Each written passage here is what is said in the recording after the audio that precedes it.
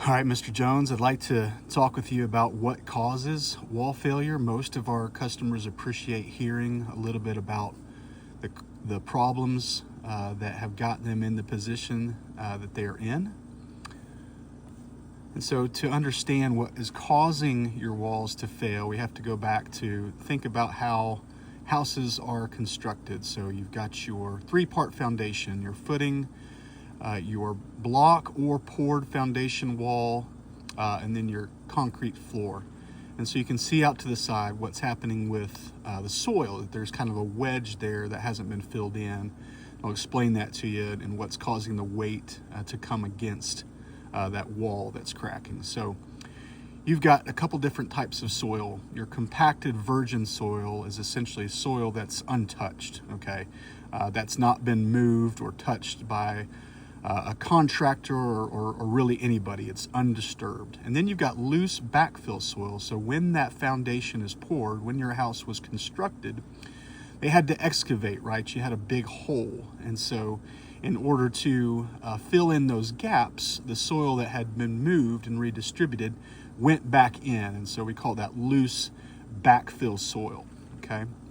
And so what that does over time, it creates an active wedge, which is unstable. You can see that red portion, that's non-virgin soil, right? So that is sometimes poorly compacted, not as tight and as firm as your virgin soil would be, okay? And so there's three different causes that have to do with this active wedge that cause problems with people's walls, okay? That soil is extremely heavy, okay? Thousands of pounds of soil weight. And if it is poorly compacted, okay, meaning it is either too compacted or not compacted enough, it can create issues for your walls, okay? As that soil can, it can dry, it can shrink, it can crack, and then that soil has to fill in those gaps, and it creates a lot of issues for your wall. So one cause is just the absolute weight of that backfilled soil. The second has to do with water in the backfill. Okay, so water is super heavy. You can see here 1 gallon is equal to a little over 8 pounds. And so when that soil gets really wet, it causes what we call hydrostatic pressure. Okay, and so that is a lot of weight coming against your walls when that backfilled soil gets saturated. Okay, so the problem isn't your foundation, it's in the soil coming against your foundation that can cause extreme forces on that exterior wall. Okay. And the third cause would have to do with frost. And so when that saturated soil, when it freezes, okay, it expands. It expands up to 9%, okay? And that expansion can cause those cracks that you're seeing, or the stair steps, or even outright bending and bowing of your exterior walls, okay? So a few different stages of wall failure. You've got a block wall in your basement, and you might be able to tell me where you fall on this spectrum. So the first stage seen here is just a horizontal crack, typically right there in the middle, because you've got your floor support system kind of acting as an anchor at the top, and then you've got your footing acting as an anchor at the bottom. So where we start to see the first signs of failure would be in the middle of that wall, right? Does that make sense? Yeah, so that horizontal crack kind of right there in the middle is the first stage. Second stage would be the stair step cracks, okay? Which you can see anywhere, typically coming from the corners, but that would represent stage 2. Stage 3 would be tipping and or shearing. And so tipping, you're going to see from the top, where the top of that wall starts to bend in, or starts to actually come in, like it's going to tip into the house. And then shearing would be where the wall actually starts to separate from the footing, typically happening at the bottom. And that is of course, obviously cause for concern. What do you suppose the next stage might be? Well, yeah, your wall would be on the floor, right? A complete and utter wall failure, right? Where the weight of the soil, the pressure of the water, the frost, whatever's causing your issue, causes just outright wall failure. And obviously very unsafe for anybody who may be in the home, unsafe for your entire home. And so we certainly don't want to see that, want to prevent that from happening. So that's the cause of your problem. I want to talk now about your options. So historically, contractors or customers have used a variety of options. Okay, it really comes down to three different things. You can choose to do nothing, or you can choose to kind of do it yourself, take matters into your own hands, or you can hire a contractor to do something a little bit more extreme. We'll go through these rather quickly.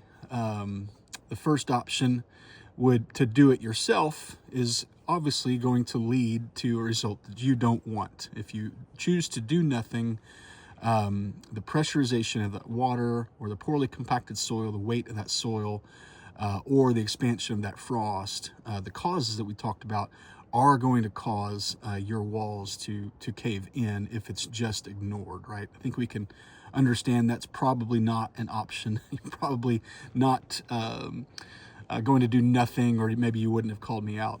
The second option might be to do it yourself, right? To head to Home Depot. When you see that cracking starting, or maybe you're experiencing already some pretty extreme tipping or shearing, you might think, well, I can throw some lumber at it, maybe run to the lumber yard and grab some 2x4s, 4x4s, and maybe kind of do it yourself.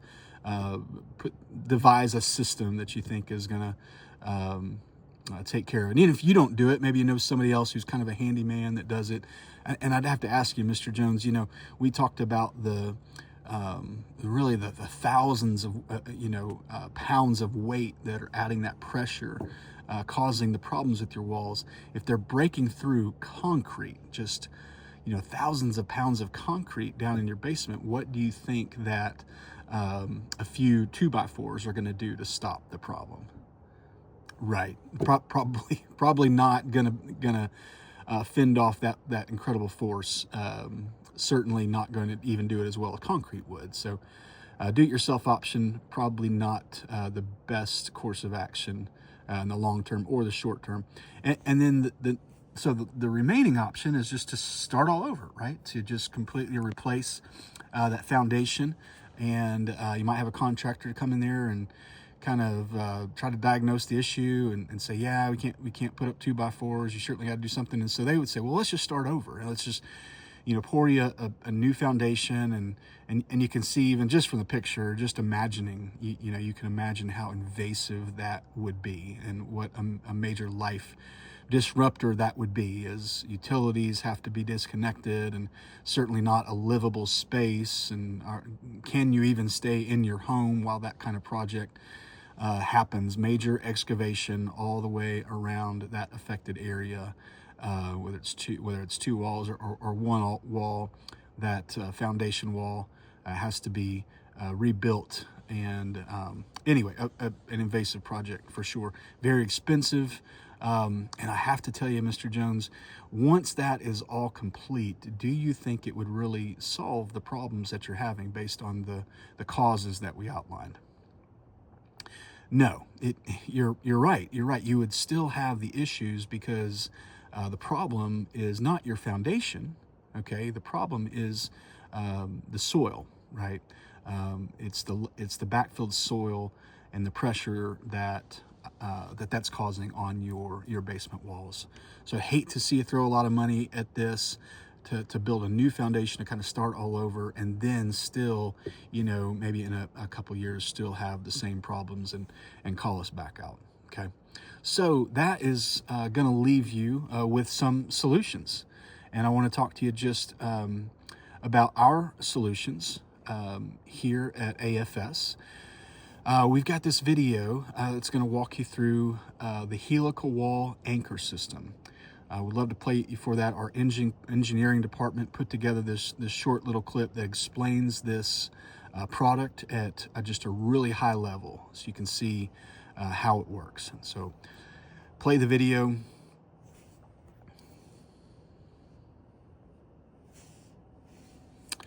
Mr. Jones, you can kind of see here how this wall plate acts as an anchor. So as you could see, we're going to drive those helical wall anchors like a screw, about 12 to 14 feet through your wall into the affected soil. Is going to serve as a very strong reinforcing helical wall anchor system, and we can do those about every 5 feet along your wall. We'll start at 2 feet from each corner and then go 5 feet. So you've got a 20-foot wall here. So we would go, starting at this left corner, we'd go at 2 feet, and then 7, and then 12, and then 17.